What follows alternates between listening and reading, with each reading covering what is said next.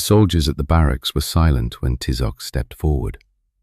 Nearly 2,000 warriors stood before him, their armor catching the morning light, their weapons steady in their hands. These were not common fighters.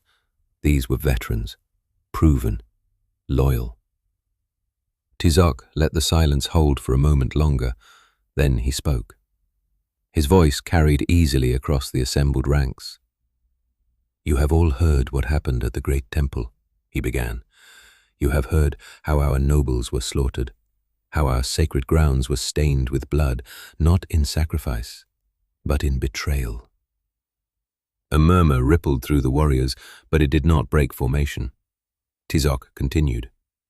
"For months we have watched, we have served, we have obeyed." His gaze hardened, "And for months we have been told that our emperor, Montezuma, remains in control." He paused. "But I ask you now, is he? Our emperor stands surrounded not by us, but by guests," he said, his voice rising, "by strangers, by men who have taken what is ours, destroyed what we have built, and now sit at the heart of our empire as if they belong there." His hand tightened into a fist. "They are not guests," he said. "They are captors." A shift moved through the ranks now, not uncertainty, but agreement. Tizoc seized it. "And if our emperor is held captive, then so is our empire."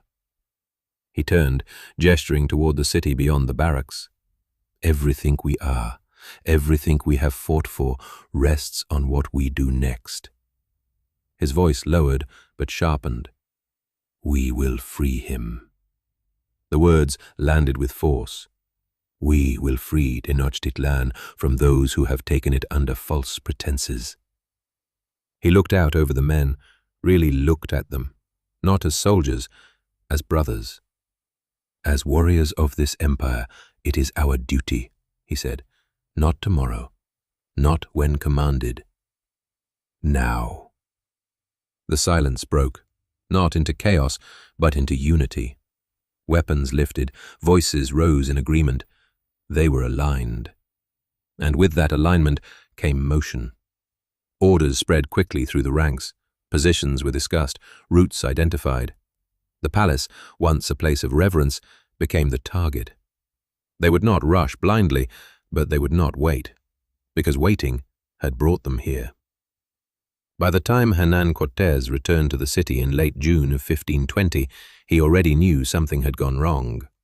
The reports had reached him on the march back. The massacre, the uprising, the loss of control. What he did not yet fully grasp was how far things had gone. The city he re-entered was not the one he had left. The tension was no longer hidden. It was everywhere. In the streets, on the rooftops, in the eyes of the people, and, most dangerously, in their silence. Cortés moved quickly to regain control. His first instinct was not force, it was leverage. And that leverage had always been Montezuma. But even that had changed. Still, Cortés pressed forward. If there was any chance at all, to leave the city without total destruction, it would come through him. He ordered Montezuma to address his people, to speak to them, to calm them, to stop the rebellion before it consumed everything. The terrace overlooked a city on the edge. Below, thousands had gathered, warriors, citizens, voices filled with anger that had been building for months. Cortés stood back, watching, waiting. Montezuma stepped forward. For a moment, just a moment, the crowd quieted, because, despite everything, he was still their emperor. He raised his hand, spoke. His words carried through interpreters, through memory, through expectation. But something was different. The connection was gone. The trust, broken. At first, the response was scattered, voices calling out. Then louder, jeers, accusations, and then violence. Stones, darts, thrown upward toward the terrace, toward him, toward the man who had once been untouchable. Cortés watched as the moment collapsed, as authority dissolved in real time. This was not negotiation. This was rejection. In his account, Bernal Diaz del Castillo would later describe what followed. On June 29, 1520, Montezuma was forced once more to appear before his people, this time not alone in purpose, but supported by Aztec leaders who still sought to prevent total destruction. 4 chieftains approached close enough to hear him. For a brief moment, the chaos lessened, voices lowered, weapons stilled. Diaz would write, "Many of the Aztec chieftains and captains knew him well, and at once ordered their people to be silent." And for that moment, it worked. Montezuma spoke again, tried again, to reach them. And then he saw him.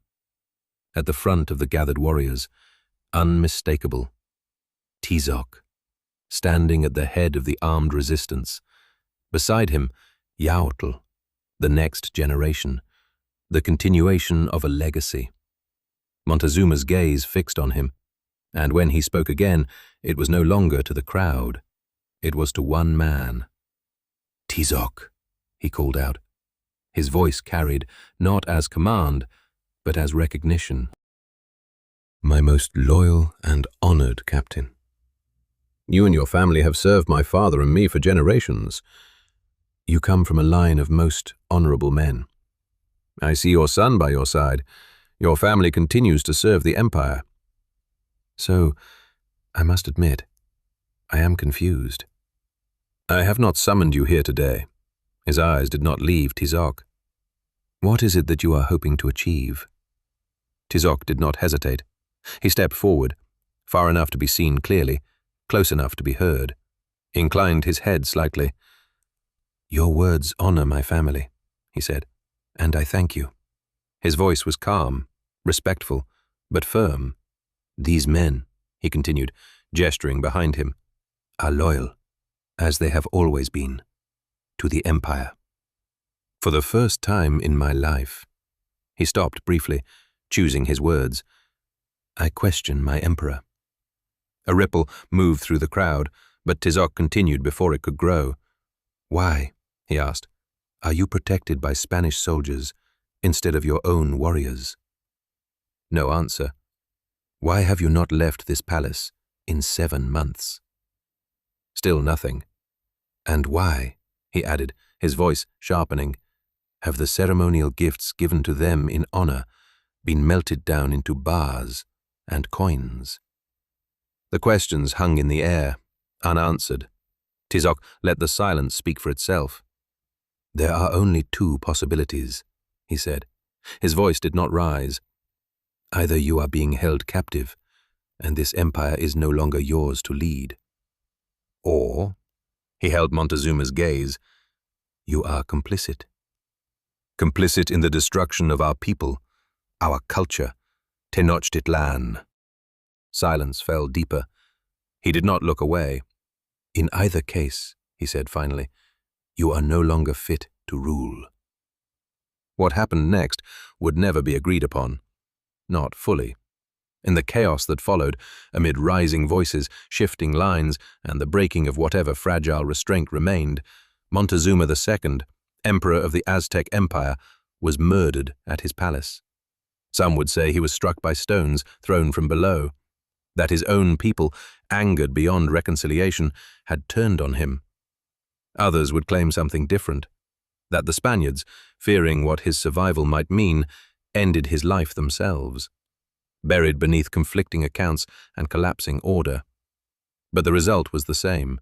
With Montezuma gone, there was no longer any illusion, no intermediary, no balance. Power shifted openly, and the people responded just as quickly. Cuitlahuac, already chosen, was now fully elevated, emperor, in title, in action. And unlike his brother, he did not seek compromise. He supported the revolt, completely, decisively. Inside the palace, the atmosphere changed just as rapidly. Cortés understood immediately what had been lost. Montezuma had been more than a ruler. He had been a shield, a bargaining tool, a bridge, however fragile, between two worlds. Now, that bridge had collapsed, and in its place, uncertainty. Cortés paced the chamber, his mind moving quickly through options. There were few, none of them good. They were surrounded, cut off, outnumbered. The city itself had become hostile terrain. There would be no peaceful exit. Not anymore. So he did what he had always done. He adapted. Gathering his officers, he spoke plainly. "We cannot stay," he said. No one argued. They had seen it, felt it. He continued, "We leave at night." The plan formed quickly, not perfect, but necessary. They would move under cover of darkness, avoid the main concentrations of resistance, cross the Tlacopan causeway, escape the city before the full force of the uprising could close around them. The date was set. Late in the evening of June 30th, 1520, Cortés would lead the Spanish army out of the city of Tenochtitlan.